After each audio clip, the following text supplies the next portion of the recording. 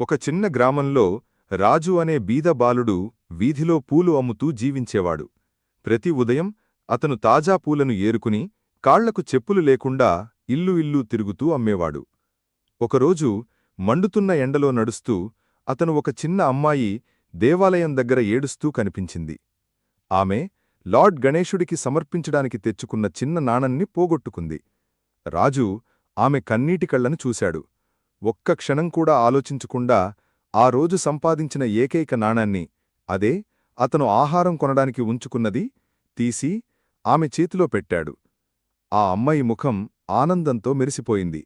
ఆమె నవ్వుతూ దేవాలయంలోకి పరిగెత్తి వెళ్ళి ఆ నాణం భక్తితో సమర్పించింది. రాజు ఆకలితో నడుచుకుంటూ వెళ్ళిపోయాడు. కాని అతని గుండెలో ఓ విచిత్రమైన ఆనందం నిండిపోయింది.